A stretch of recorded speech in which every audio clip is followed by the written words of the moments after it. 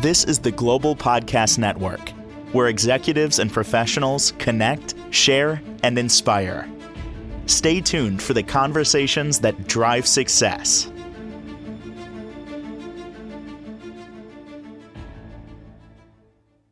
And welcome back, everyone. If you're looking to make changes in your life, maybe transform into the life that you feel you truly deserve, some work involved there, not going to lie. It's my belief that everything is work, even the fun. It's work, but it's beneficial work. But for it to work, you have to harness the power of three words. Trust the process. Essentially, trust. How do we trust? How do we trust the universe? How do we trust the process? How do we trust ourselves? Even somebody else to help move us forward. We're going to dig into that T word today. And she helps lots of people make transformation in many different areas. She's also harnesses the power of meditation and yoga. She is Dawn Cannon, and she's back with us. How are you doing today? I'm doing great. Thank you for having me. This whole trust thing, I get downloads of music, and I just got Billy Joel, It's a Matter of Trust. There's another one. Like, how many songs about trust are there? I can't think of any. I think a lot. Yeah. Let's start with ourselves. How do we better trust ourselves? That's a great question and a loaded question. I think for me, that's been the long journey of how I've gotten here. And it took me a lot of years, even after I was a yoga teacher. I mean, it wasn't just like some light went off when I got the handbook and here it is, to realize how much of my life was driven by not trusting myself. I'll even take, let's say, dating.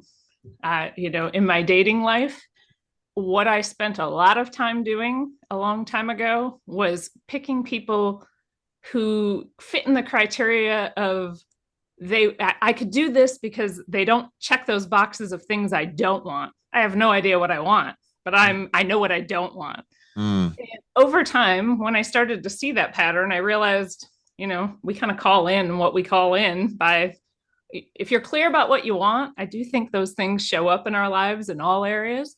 And what was showing up for me over and over again was they met my list of don't want, or, they didn't have the things on my don't want list, but it was still not for me.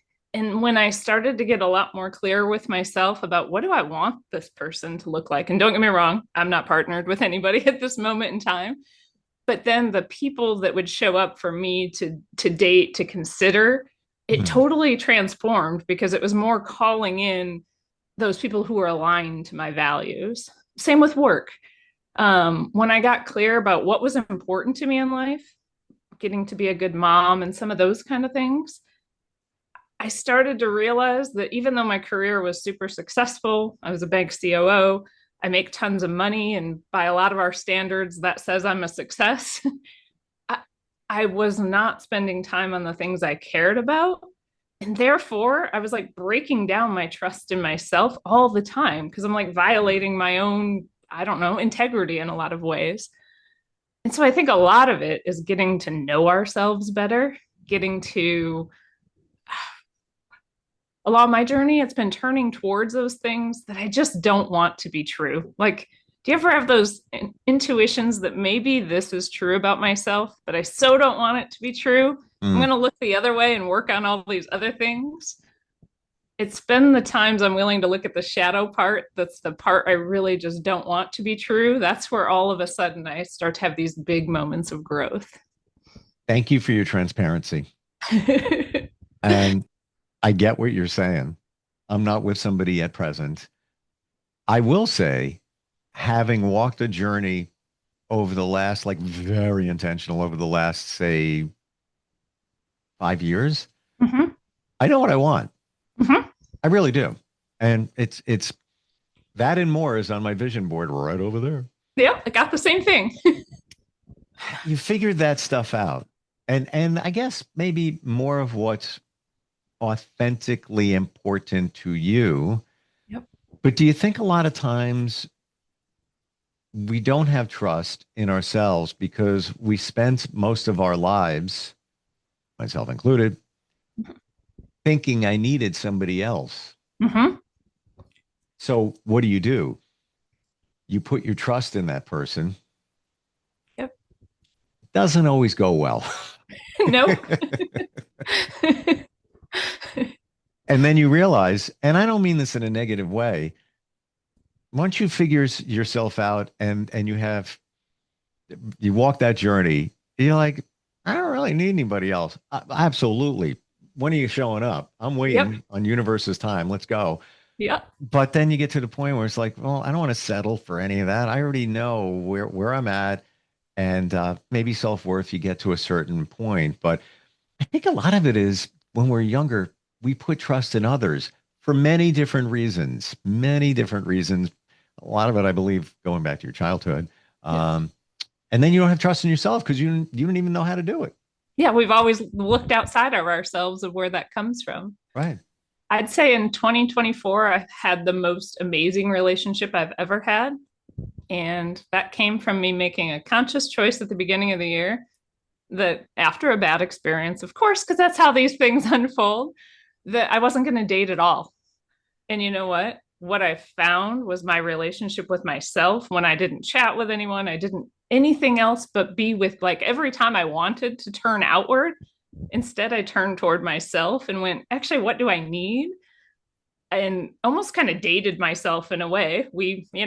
I say it like it's plural, but I did tons. I traveled by myself. I go to dinner by myself, things like that.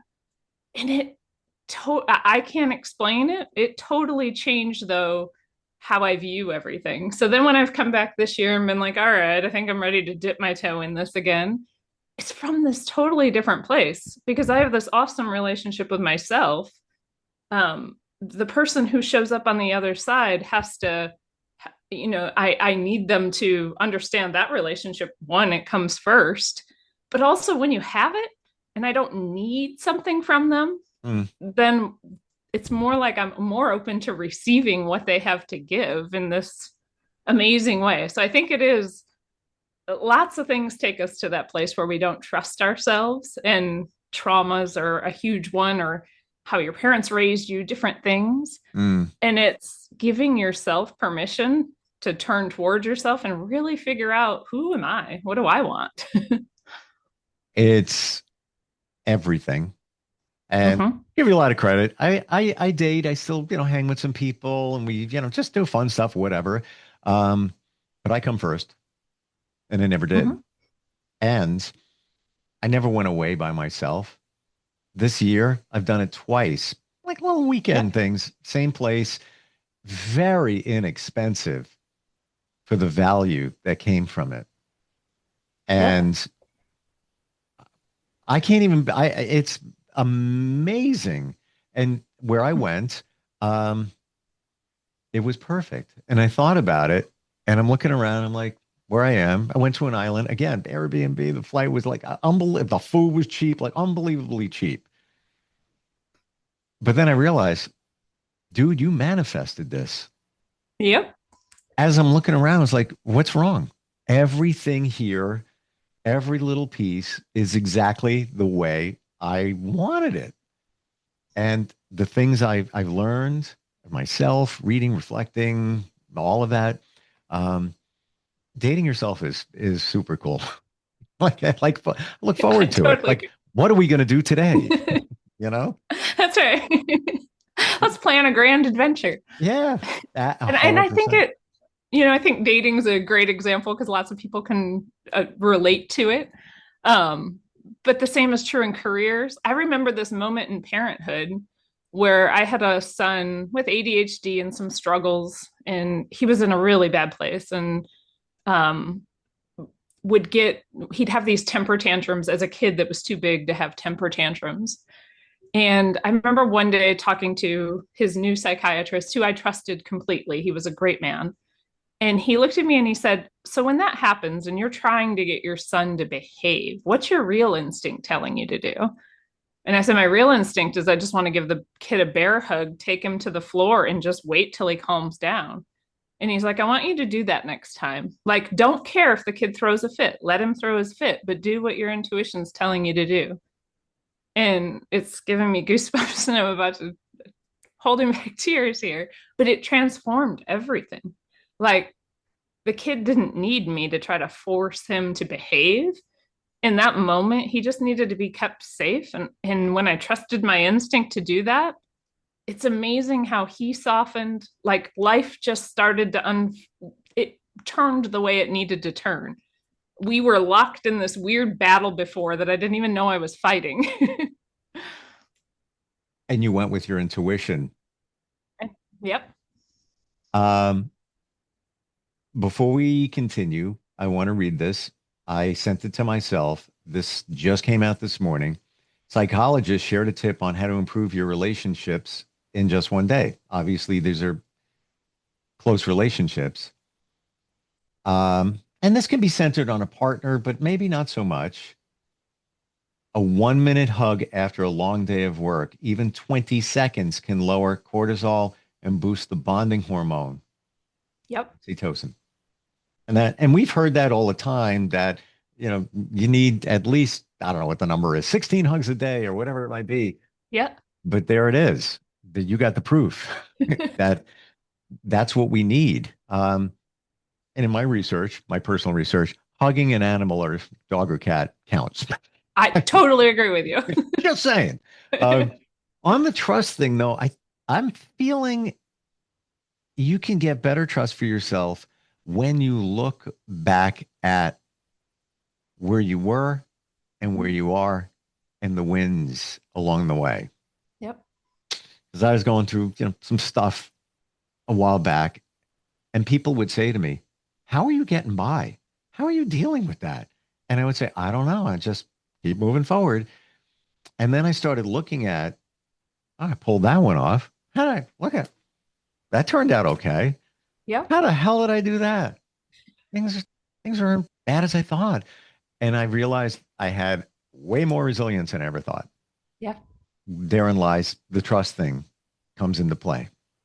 Yeah, we're weirdly hard on ourselves when it comes to that stuff. Yeah. Like we give the people outside of us a lot more grace, I think, than we give ourselves often. Oh, totally. Like, yeah. And they say you're supposed to love yourself. Like, how many of us can feel comfortable looking in a mirror and saying that, "I love you. You're actually really good. That was great what you did yesterday."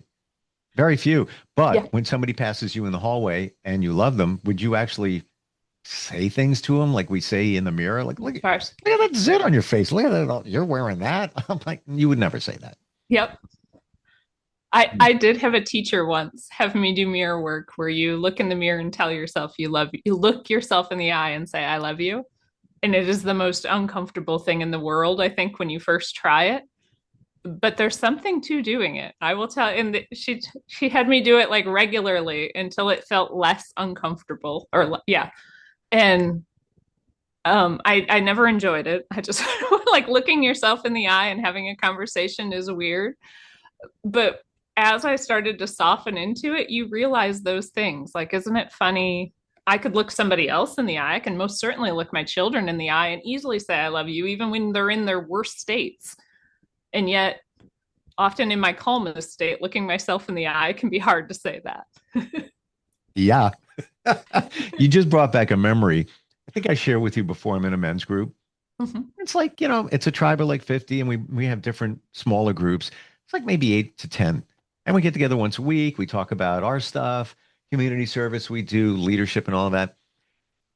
About 5 months ago, somebody had this idea of looking in the mirror during the meeting. It's in, somebody's home. And they had a full length mirror and praising yourself. Yeah. You're doing it in front of 9 other men. That's awesome, though. Ooh. And when it was described that that's what we're going to do, You're like, why did I come? Blank and panic set in. I'm like, oh, how am I going to do that? Like, if I'm going to do it, can I stare over to the side, but nobody else? Like, because you're looking at the end and somebody was standing right there and even call you out on it. And then when you would say things and not refer to yourself, but just broadly, bring it back to you, bring it back to you. It was very memorable. It really was. What awesome accountability for sort of figuring that out, right? And vulnerable, yes. Oh, talk about, the mask coming down, the layers coming off, it's almost like you're standing there naked. Like Yes. I dare say same kind of feeling in that. Yep. But it was an eye opener, and also hearing from others what they were saying to themselves too, Yeah. because everybody's got a story, so you learn from others. What other suggestions you have, Dawn, for us to better trust ourselves, maybe even trust others? Well, and I do think that's like all things, it's a very individual journey. So it's figuring out what works for you. For me, it was like looking at those patterns that I used to turn away from myself. Busyness was what I wore as the badge. And so the more I was willing to turn towards that and say, okay, what am I using busyness for? And I realized just how much, for me personally, I dreaded rest. You know what? When you got quiet, all those things going on inside my head that I'm trying to avoid, they got real loud. Where Mm, if I stayed busy, I just didn't have to deal with any of that stuff. However, over time, I didn't understand it when I was in the thick of going through it. But over time, with experiences and constantly sort of turning towards those kind of things and looking at them from a different lens, I started to realize my own patterns and how I'm using busyness to not stay calm and not, or not turn towards me and give myself what I need. And so I personally am a huge fan of yoga nidra because it's a practice where you do meditation, but it's usually a guided meditation where instead of trying to empty our minds, it's all about becoming aware of everything that's here. And for those of us that have busy minds, it's a little bit easier form of meditation. mm. When you start to realize everything that's here, you have a lot of choice then. And what am I going to turn towards and work on? And I'm not a big proponent of we always have to be in self improvement mode. I do think there's like self improvement masochism people do that Mm, mm. thinking you always have to be better. But I think there is this part where if we can just be brutally honest with ourselves, and I use brutally with a big asterisk because I mean it with tons of compassion. If we can just be really honest with ourselves about where we're coming from, then we can start to explore how do I turn towards myself more often. And I think it's a challenging journey. Finding great teachers is good. What you describe is, from what I hear, very common, of people just keeping themselves busy. For you, was it busy mind, or were you It was seriously? both. It was It both. was both. My Okay. mind was constantly busy, but in my world, whenever things got hard, I was that person that took on more. And I know lots of these people because that's who ends up coming to me for help now. Wow. But I was the COO of a bank, a single mom, and I did volunteer projects. But what people didn't know, that looked great on the outside. Like I always made it look like things were wonderful in here. Is every time like emotionally life was getting really hard, I said yes to some new challenge, not because I was supposed to say yes to that new challenge, but more like I just needed to stay so busy. I didn't have time to deal with the mess that was in my mind. Mm. I have a friend who has anxiety, Mm-hmm. and when things get quiet, that's where her anxiety kicks up. Mm-hmm. Like, just, yeah. Yep. There's lots of people like that. Yep. Mm. Uh, do you think, now we're going a little deep here?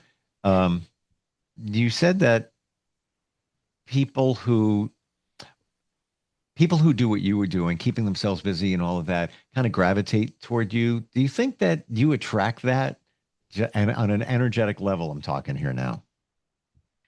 I do. I think if you go through a journey and you're willing to be vulnerable about the hard parts and the ugliness of it all, like as a yoga teacher, I show up on my mat and I don't show up as some healed person that's here to tell you the right way to do it. I show up on my mat as the authentic me that's been through the journey. And I teach from what I'm going through too. I don't have it all figured out. I'm living it one day at a time like the rest of us. But I think when I share my story, then yes, lots of people who relate to filling in that bucket with doing instead of being, or Mm. instead of softening, which is what I really needed. And I found over time, it's still a journey for me, though. I have to be really careful. When something happens, that part of me that wants to take on more, it's still there. I just see her now. Do you think that it almost becomes sort of like an addiction? Mhm. Definitely. It's that same energy, most certainly. Um, are you feeling like a dopamine rush from when you Mhm. take on more? I think it's that I know on the inside things are falling apart a bit, but if I can, I think for a long time, if I could project this image where everybody else thought it was okay, I used to always say that phrase, fake it till you make it. Hmm. And I do believe there's a piece of that. Like when we say things we want to be true, our brain hears that. And over time, it starts to become more true. All that's true. Yep, yep. But fake it till you make it can't be at the expense of your real authentic self. Like it can't be that I'm stepping on myself to fake it and push my real self down so that I can pretend to be this hero. I think that's the balance we have to find with it. And when I hear those words, I also see where we're capable of so much more, but we don't think we are. So Mm-hmm. it's almost like a mind game. Well, fake it till you Mm-hmm. make it. You Yeah. are going to make it because you got it. You got it in you, but you don't want to admit it, or you lack confidence, or you feel you don't deserve it. So then we just put a label, fake it till you make it. More times than not, you're not going to do it unless you to the core, you're going to pull it off. You can do it. Yep. But I get what you're saying, where you compromise yourself and squash the real you down for this other thing. But, Yep. again, I appreciate your transparency in saying that, you attain this and people look at you. Believe me, I get it. They're like, oh yeah, they got it going on over there. Like, look at this position and all this, everything's all. It's, I think a lot of that I'm just in general speaking here. It's all an illusion. Yeah. It's Well, illusion and to it's an yourself. excuse when you're on the other side of it. It's an excuse to tell myself, well, if everybody else thinks I'm doing okay, it must be good. Instead of using the barometer or the inside thermometer that says, actually, how do I feel? I never used to ask myself that question. I didn't care. I didn't even know how I felt. That's the honest truth. I was just powering through. But Right. now I more rely on when I say yes to something, is it a whole body yes? Like, is there that part of me inside that's like, yes, we should be doing that? Hmm. Sometimes I might say yes, and then everything within me is going, that was a no. Well, And I've that's your learned to pull intuition. back then. Yeah, listening, Yep. listening. But do you Trust. feel, final question on um, what people view like, oh yeah, they got it going on. Look at that, and it's not the reality, but you're living that because either you want people to see it or whatever the reason is. But don't you feel that you're an imposter to yourself? This is Yeah. not who I am. This is what people think. And then Yep. it feels so misaligned. Yep. And you could go decades like that. I will say I did. And the problem with that is then you attain the goal, like, you delivered on the big project you said yes to that was sucking your soul or whatever, and it Yeah. never feels good because it's not what you wanted. It didn't come from here. I just attained somebody else's goal. Right. Or it's not what you wanted, it's what you believe others People want to want from see. me. Yeah. Yeah. So and then in comes walking social media, 15 plus years ago, and then that just perpetuates the lie, Yeah. the lie. Yep. Um, I gotta say thank you for your transparency. Yeah. Like it is really just like I feel like we know you better, and all the things that you talk about, many of us think them. Yeah. but we don't talk about them or we don't know how to verbalize them. Dawn, how do we connect with you? What's the best way? Even, this is resonating. They're looking to make a change. They feel they deserve something better in life. How do we find you? You find me on my website, www.thecreatrix. It's THE-Creatrix, CREATRIX.net. And one, I love writing in a blog. So you can follow me that way and get to learn some of the things I believe and kind of share about my own journey. But then in my store, I have I both have free meditations and things you can explore, and then paid courses and whatnot. I also do private one-on-one of how can I help you. I do a free consultation. So if you just want to have a conversation about maybe what's next in your journey, no commitment, no nothing, just figuring out what's next. 3 takeaways for me today is live your truth, live who you are, not what others want to see. Your intuition, listen to it. Yep. And we can make change. Yeah. It is work though. But no, it's work. It can Gotta be willing to look in the mirror. and schedule a date with yourself sometime soon. Yes. That could be the other one. Dawn, thank you so much for today. Really appreciate it. Thank you. It was great. Catch up soon. Have a good day. This is the Global Podcast Network, where executives and professionals connect, share, and inspire. Stay tuned for the conversations that drive success.